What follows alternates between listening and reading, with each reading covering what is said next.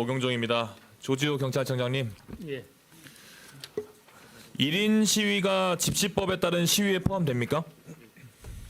그 집회는 아닙니다. 포함되지 않죠. 예. 1인 시위는 다수인을 전제로 한 게 아니기 때문에 시위 금지 관련 조항의 제한을 받지가 않습니다. 당연하죠. 그렇습니다. 헌법에 보장된 표현의 자유의 실현 방법이기도 합니다. 근데 따라서 1인 시위 과정에 명예훼손, 주거침입과 같은 그런 불법 행위가 있거나 아니면 타인의 인명, 신체, 재산에 중대한 손해를 끼칠 우려가 없다면 절대적으로 보장받아야 할 시위 방법입니다. 그렇죠? 예, 그렇습니다. 시위가 아니라 어떤 본인의 표현의 방법이 되겠죠. 경찰청 앞에도 시위하시는 분들 가끔 많이 오시죠? 자주 옵니다. 네, 국회 앞에도 1인 시위하시는 분들이 많이 계시거든요. 화면 한번 보시겠어요? 네, 다음 화면 보여주십시오. 이렇게 평화롭게 1인 시위 하시는 거는 사실 경찰청 앞이나 국회 앞에 드문 현상은 아닙니다. 많은 분들이 본인의 이야기를 하시기 위해서 나와 계시는데 최혜병 사건, 최혜병께서 순직하신 이후에 사건을 수사한 박정훈 대령 관련된 내용에 대해서 당연히 아실 거라 생각하고 보직 해임된 이후에 대통령의 경로가 윤석열 대통령의 경로가 최혜병 사망 사건의 수사 외압으로 이어졌다는 그런 지적이 반복되고 있었고 진상 규명도 잘 안 되고 있습니다. 대다수 국민께서 진상 규명을 위해서 특검법을 요구하고 그렇게 진행하자고 하는데 정부 여당이 이를 수차례 거부하고 있는 상황이고 대통령이 거부권을 행사하고 있는 상태입니다. 화면은 지난 10월 1일 정부 여당이 최혜병 사망 사건을 침묵하고 은폐하려는 그 행태를 규탄하기 위해서 해병대 예비역 연대 회장께서 나와서 시행하고 있는 1인 시위입니다.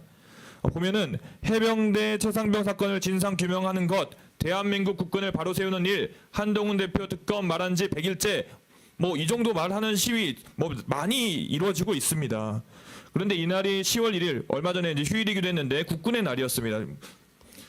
이때까지만 해도 아무 문제가 없었는데요. 다음 넘겨보시죠. 갑자기 윤석열 대통령이 행사장에 도착할 무렵에 경찰들이 태도가 바뀝니다. 갑자기 정보, 경비 담당 간부들과 경찰 기동대원들이 인간벽을 쌓고 시위자를 에워쌉니다. 여기 시위하시던 분은 적법한 1인 시위를 방해하지 말아라 라고 호소를 했고 그럼에도 불구하고 경찰은 시위자의 허리나 어깨 등을 잡아서 뒤쪽으로 끌어내고 아까 들고 있던 그 피켓까지 뺏었습니다. 더 나아가서 우산으로 이분을 가리고 다른 사람들이 볼 수 없게 만듭니다. 시위자가 다른 장소로 이동할 수 없게 하면서 한 10분 동안 원천 봉쇄를 한 건데요. 그 사이에 윤석열 대통령이 그 지점을 지나갑니다. 대통령한테 의사표시를 하려고 했던 1인 시위는 목적을 달성하고 무산되고 맙니다. 영상으로 한번 보시죠.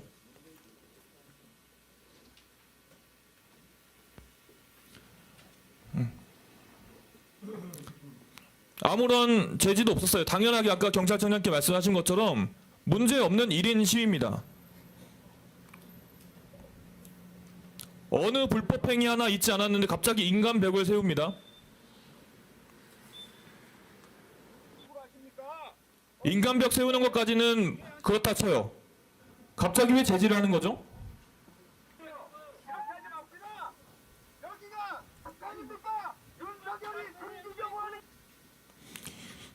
청장님, 앞서 청장님께서도 언급했듯이 1인 시위는 절대적으로 보장되어야 됩니다. 방금 전에 했던 대답이니까 똑같이 대답하실 수 있죠. 그렇습니다. 그런데 왜 경찰이 적법한 1인 시위를 제지했다고 생각하십니까? 이거는 그 1인 시위를 집회 및 시위에 관한 법률 위반으로 제지한 것이 아닙니다. 이것은 대통령의 아마 제가 정확히 모르겠는데 어떤 이동이 있었고 그에 관한 경호구역이 설정되고 그 대통령 경호법에 따라서 필요한 조치를 한 걸로 보여집니다. 제가 바로 지적하고 싶은 부분이 그런 부분입니다. 이거는 경찰이 대통령 윤석열의 심기 경호를 목적으로 해서 불법적으로 1인 시위를 원천 봉쇄했다고 생각을 합니다. 다음 PPT 보여주시죠. 이번 사건과 유사한 사건의 판례입니다.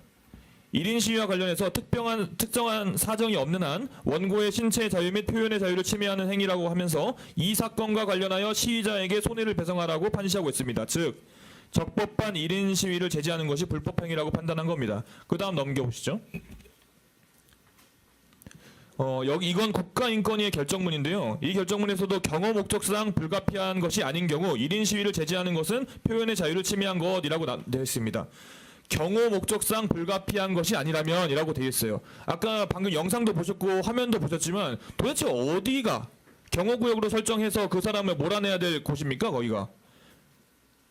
그분이 뭐 다른 뭐 무기를 들고 있었습니까? 아니면 위해를 가할 목적을 그 전부터 드러내고 있었습니까? 단순히 피켓 들고 이 문구를 읽어주십시오라고 한 거 아니겠습니까? 윤석열 대통령이 청와대를 나와서 용산으로 온 이유가 뭡니까? 청장님 어떻게 생각하세요? 왜 윤석열 대통령께서 용산으로 왔다고 생각하세요? 그거는 그 당시에 충분히 설명된 걸로 알고 있습니다. 설명됐다고 말씀하실 게 아니라 국민들의 목소리를 더 잘 겸허하게 듣겠다고 나오신 거 아니겠어요? 본인에게서 듣기 싫은 이야기 피켓 들고 있다고 경찰이 나서서 가리고 경찰이 나서서 끌어내고 이게 경찰이 해야 될 일입니까? 이 지금 보고 있는 이 권익위 결정문 관련해서는 이거 관련해서 경찰관들이 직무교육을 권고받은 적도 있습니다. 저는 이번 사건이 청장님이 방금 말씀하신 어떤 이유에 의해서라도 1인 시위를 제지할 요건이 되지 않다고 생각합니다. 경찰이 우리 정말 자랑스러워할 경찰이 윤석열 정부의 입틀막 기조를 그대로 이어받아서는 안 된다고 생각하고요. 더더욱 경찰은 대통령의 눈치를 봐서는 안 된다고 생각합니다. 경찰은 국민의 눈치를 봐야죠. 경찰은 약자의 눈치를 봐줘야죠. 청장님께서는 오늘 이번에 종합감사가 되기 전까지 해당 결정을 내린 경찰관에 대해서 조치 계획을 세우셔야 됩니다. 그리고 나서 의원실에 보고를 꼭 해주십시오. 청장님께서 방금 정확하게 파악하지 않은 상태로 이럴 겁니다, 이랬을 겁니다라고 대답을 하셨는데 정확하게 사안을 파악해 주시겠습니까? 제가 사안을 한번 확인해 보겠습니다. 파악하셔가지고 문제가 있다면 분명히 조치를 취하셔야 됩니다. 그렇게 하시겠습니까? 필요한 조치는 하겠습니다. 경찰은 국민의 편에 서주시겠습니까? 당연합니다. 그건. 꼭 그렇게 해주십시오. 이상입니다.